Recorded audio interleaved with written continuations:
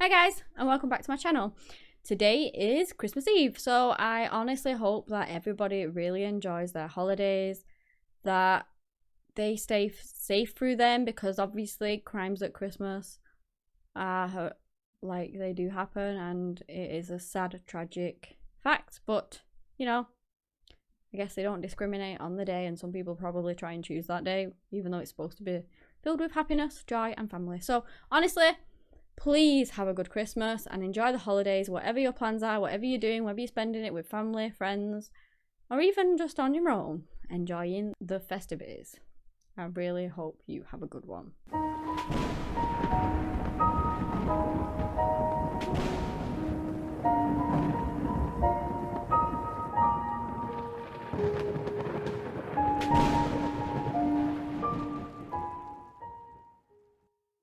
The case that I'm going to be looking into today is the Tiede Cabin Murders, and this one is, I mean, all of these ones are just so awful. Not that they all aren't, but I don't know, just with the timing, man, it really is bad.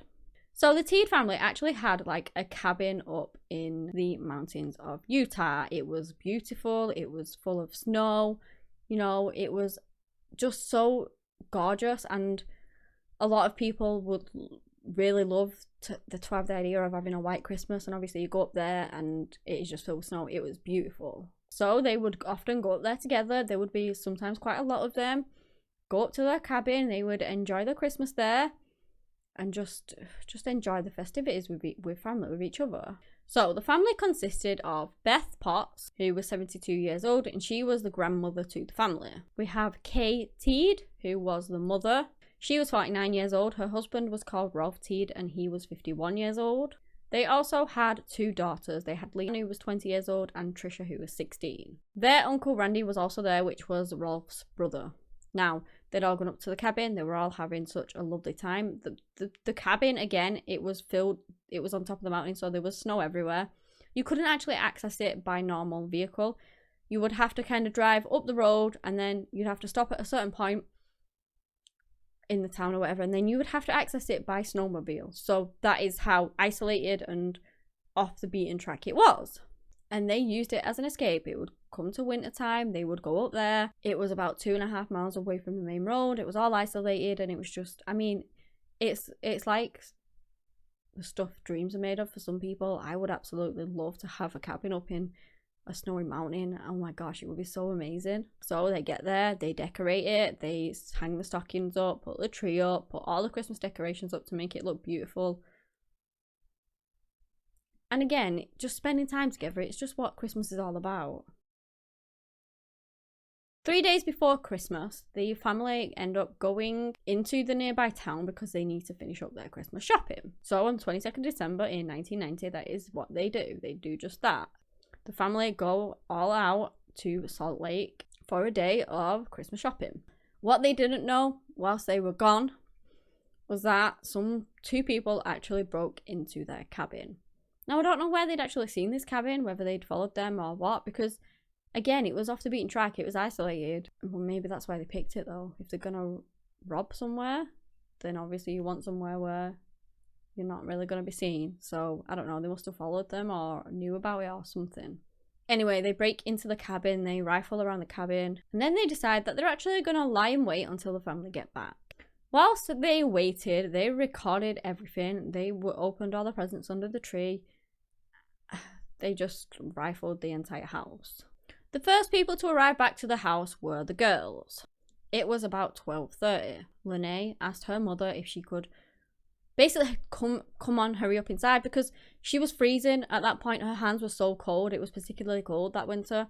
She was really cold, and you know when you just want to go inside and run the hot water tap on your hands to warm them up, essentially that's what she wanted to do. So they opened the door. She basically legged it upstairs and said, you know, I'll come down and help with the shopping in a minute, I just need to warm myself up. So off she goes, and as she's going up there, she sees a flash kind of behind the fridge, and it was like a flash of light, but she didn't really think that much of it. She thought it was just somebody messing around or something.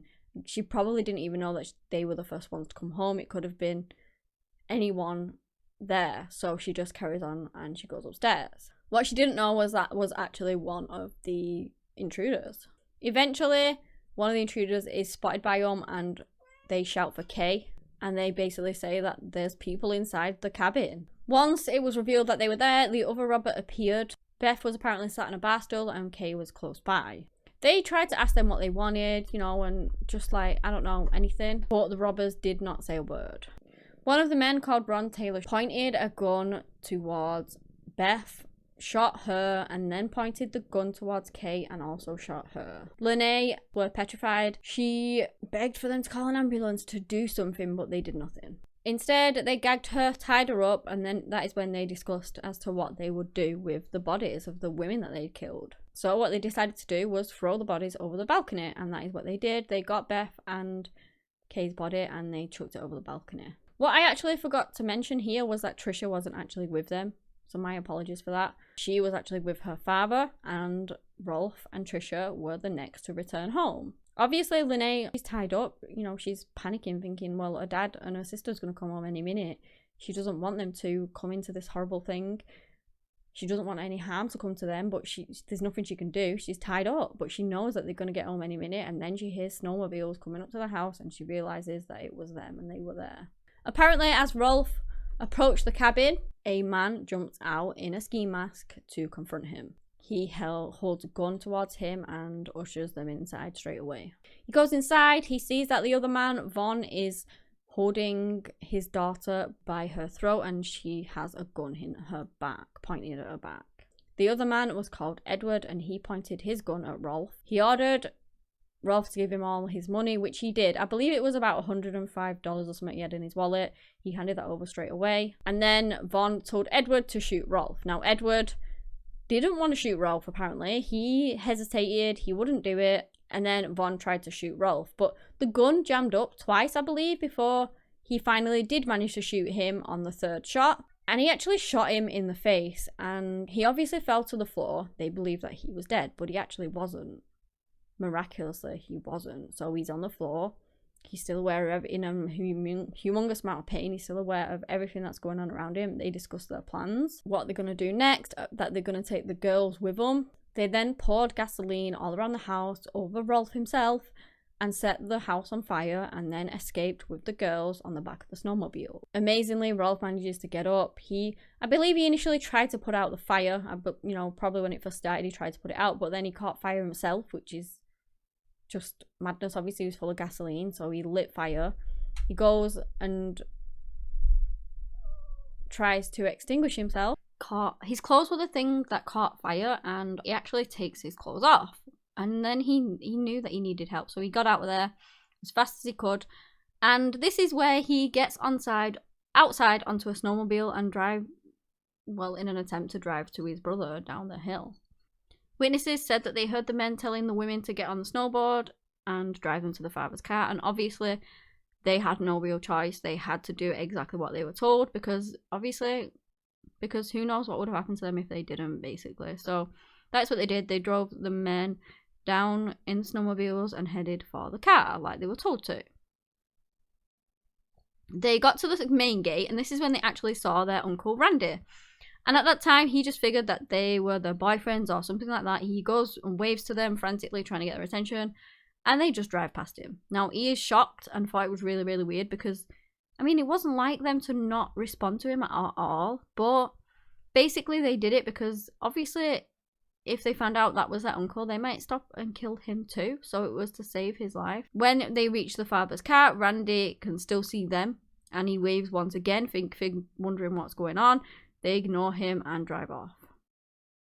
Now, the attackers were both actually on parole at the time. They'd recently got out of prison. Vaughn Taylor was 25 years old and he had been on parole since October for aggravated burglary.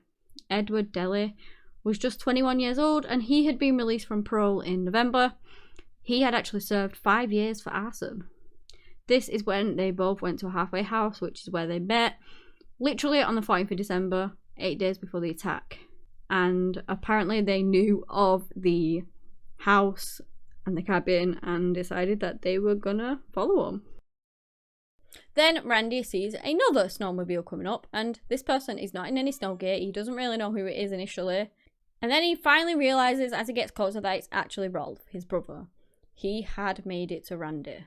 He told them about everything that had happened, that he had been shot, his wife had been killed, the grandmother had been killed, the girls had been kidnapped, and Randy must have been gobsmacked at that point. He'd literally just seen them drive by with two people he thought were their friends or boyfriends, and now he's hearing that they were actually kidnapped. It's insane. So he jumps in the car. Rolf is put in the back. He is in a pretty bad way at this point, and he drives and drives until he can get some signal to call for help, to call the police, to call an ambulance for Rolf. They begin driving in the direction that, you know, Randy saw them going in. Hopefully they can get some signal, they can catch up to the girls. Who knows, they just need to do something. At this point, apparently the police had already been alerted to this happening. Like, the witnesses that saw the girls being instructed on those snowmobiles, they had heard a commotion and seen the two attackers like stowing away with the girls, so they'd already called the police. Randy finally got a signal. He called the police himself, and they came with a helicopter to obviously take Rolf to hospital. And obviously Randy was just praying that his brother would survive, which thankfully he actually did. Initially, when Randy got signal on his phone, the line actually went dead, so he was midway trying to get some help for Rolf, a helicopter, anything. The line went dead. That is when he pulled over into a gas station and he used the payphone there. Obviously Rolf was still in the car, like bleeding, bruised, battered, burned, and was in a very bad condition. The men had told the girls that they were heading over to New York, and that once they had left the country they were going to send the girls back home. But a deputy who was responding to the call that had come in spotted the vehicle and began following them. This turned it into like a high-speed chase. I believe the car ended up doing like speeds of 90 miles per hour at some point. The police ended up shooting at it, all sorts. But eventually, the car was actually forced off the road. Both Vaughn and Edward surrendered. They didn't feel like they had any other choice. Vaughn and Edward were tried separately for their crimes, but both were charged the same: 2 counts of murder of the first degree, 1 count of attempted first degree murder, and 2 counts of aggravated kidnapping, as well as aggravated assault, arson, and failure to stop for the police. Vaughn Taylor pled guilty to the 2 counts of murder, and all the other charges were apparently dropped. He was given the death sentence. Edward Daly went to trial and he was convicted of murder of the 2nd degree, and he was sentenced to life in prison. He had the possibility of parole after 62 years. What happened to this family was just so horrific. They were going away for like a cabin in the woods, beautiful Christmas holiday like they had done so many times before. And it ended up with 2 criminals targeting them, robbing them, taking so many lives and scarring so many people. Again, I'm thankful that obviously the girls managed to survive. Rolf and Randy managed to survive, but unfortunately, you know, Beth, Kay were deceased. It's just so awful. Not only were 2 lives lost, obviously the family was so broken and they were so scarred after such a tragic event. And these guys could have got broke in and robbed the joint, but they didn't. They waited around, basically wanting to kill them, I guess. It's just awful. I am thankful that they were caught and that obviously they will stay in prison for a very long time. And just that the family managed to have the strength to move forward with their lives and just continue as best as they could.